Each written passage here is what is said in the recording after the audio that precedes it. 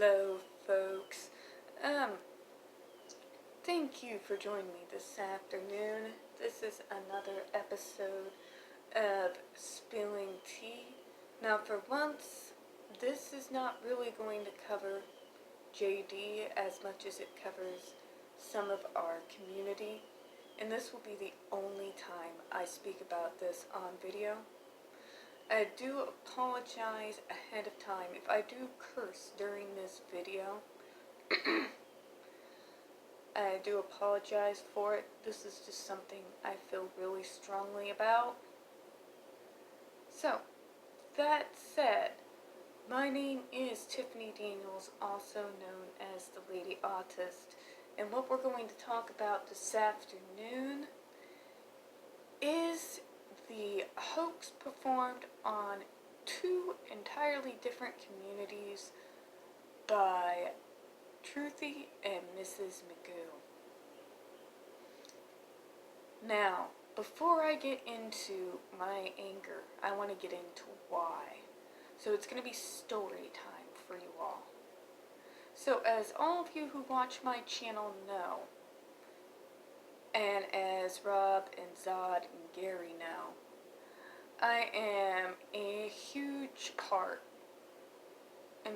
to the disability rights community and the actually autistic community.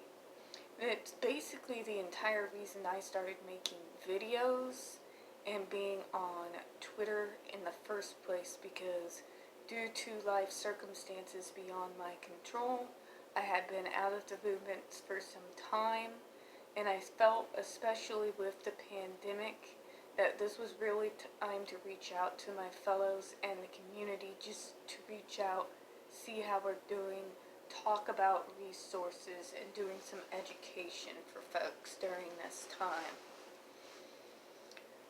Anyways, what that has to do with any of this or the McGoos is back when I was working in a more official capacity, when I was the advocacy specialist for the Department of Mental Health Division of Developmental Disabilities for the Southwest region. I had a gentleman and his mother come into my office. Oh, this poor guy, he had been trying desperately to get a hold of services. He's what normal people would call high-functioning autistic. Of course, we don't like those labels in the community. We'd be happy to talk about that in the comments, by the way, if you ever want to know the history behind that. But basically, everywhere they turned, everywhere they tried to go, they just kept getting door slammed after door slam after door slam because of his IQ levels and what they considered his ability to communicate. Basically, because he could read and hold a conversation, people didn't feel like he deserved help. So they came into my office. And folks, I haven't seen desperation like this before. I haven't seen it since. And I've been in very desperate situations myself. Kind of in one right now. But that's neither here nor there. Anyone can DM me if they feel like it, if they want more info on that. But anyways, this gentleman, he was crying in my office. They didn't feel like they had anywhere to turn. And my heart just broke for them on sight. And I knew from personal experience just how difficult it is and how long and hard you have to fight if you are kind of within the same area as I am on the autism spectrum, and how desperate things can get if nobody's willing to help you. So, I promised that I was going to do everything that I could to make sure I got this gentleman the help, the supports, and the services that he needed. And I did, boy. I put my job on the line. I put my name on the line. I fought as hard as I could. But unfortunately, with the way things work with the state, if you do not hit at least 2 markers on the criteria in order to get aid, and those 2 markers are not tightly monitored, so it's basically based on the opinion of the social worker, which there really does need to be more information out there, but that's neither here nor there. Then when it comes to getting state assistance, you're pretty much SOL.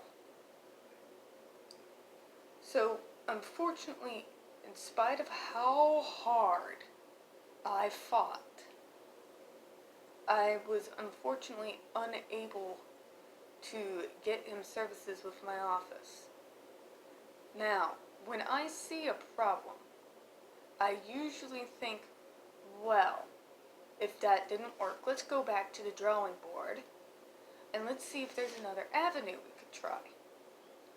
So what I did was I started looking up some of the supports that are through the independent non-for-profit Centers for Independent Living here in town. And I started to get in touch and kind of went over what the needs were and was basically just trying to set something up so this young man would get some supports, even if it wasn't for the state.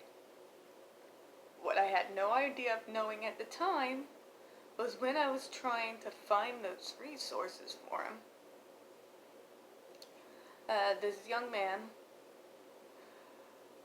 who could not take another door being slammed in his face couldn't see any way out. So,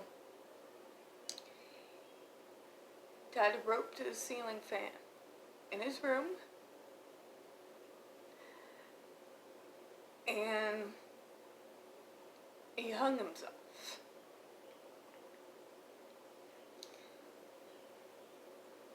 So when I went to get in touch with the mother and tell her, all excited, that I think the Centers for Independent Living was going to be the way to go,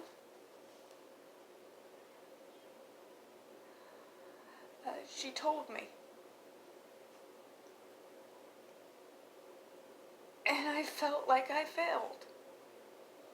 I blamed myself. If I could have just worked faster. If I could have just called her immediately, even before I had all the information, to let her know what I was doing. Let her know that there was help, even if it wasn't through the state, that there was something we could still do. And maybe that young man would still be here. And I felt like I failed them. Like I didn't do enough, like I didn't work fast enough. And I have carried that with me for almost 10 years now. And that made me just fight that much harder, to open my ears up even more, to look for the signs, to get a hold of others if I even think, even suspect that something might be going that route. When I'm talking to these parents and when I do the mentor-to-mentor programs. And then we have Truthy.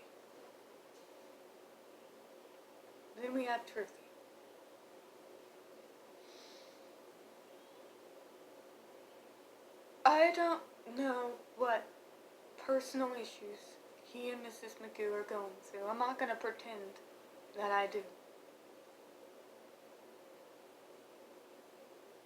But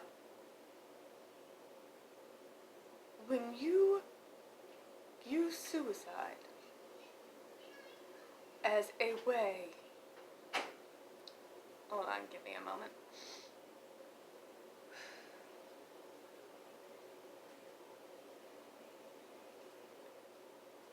That's not okay. That is not okay.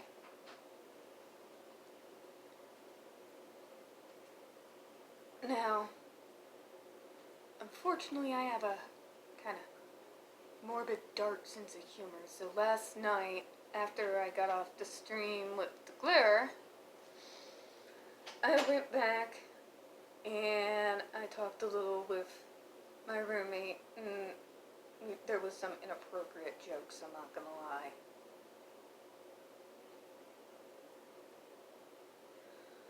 But anyways,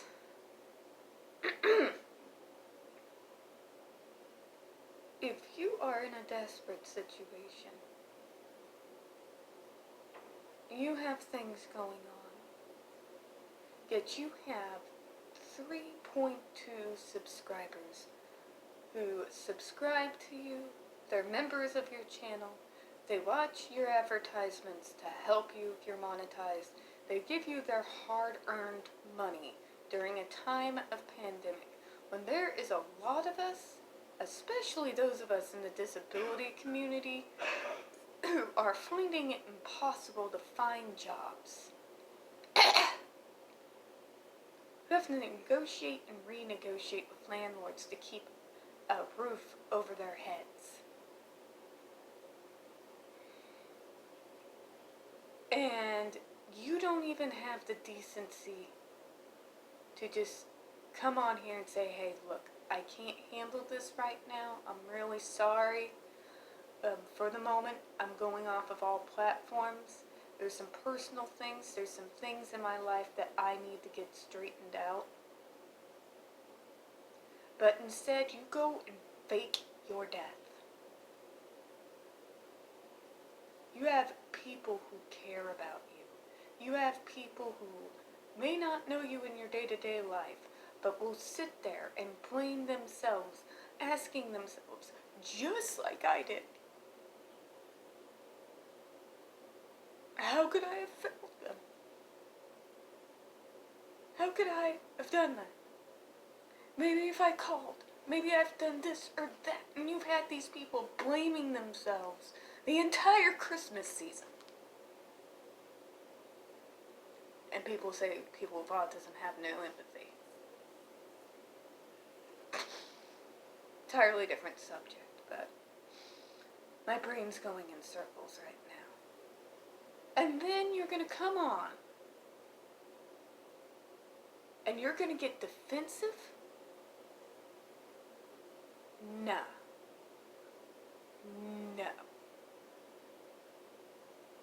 You did this to thousands of people. People who have lost people to suicide.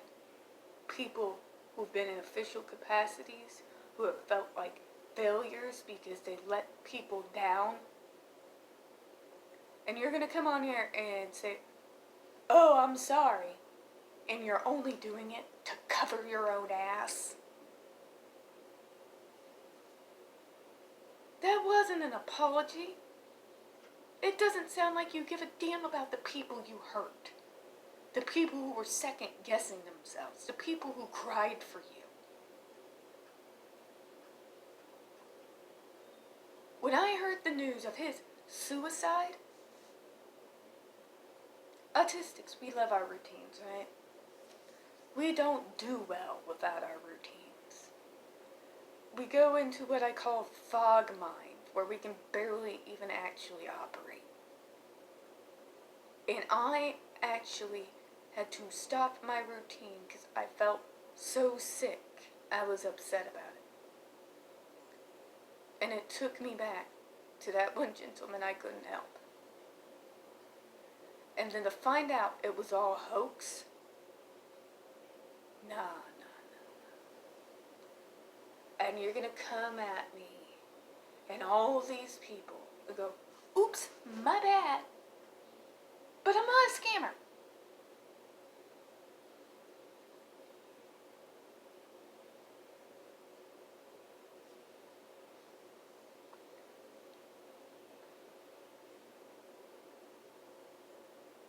I'm not gonna say what I'd really like to say right now.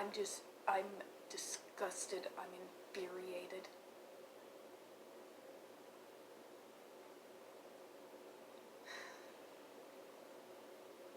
You need help, Truthy. You need help. If you thought that the only way to deal with this was to manipulate not one, but two communities of people who cared about you, take that money and not feel anything about it, then you need help. How dare you? How dare you? Alright, folks. That's all I got to say for right now. If Rob doesn't mind when he does his final stream on it, so we can get some closure and move on to focusing on things that are more important, I won't ever talk about this again. Please use the comments as a chance to vent how you feel as well. I'm a good listener, and I'm here for you guys. If you could, please, as always, hit the like button, hit subscribe, and don't forget the comments. Thank you.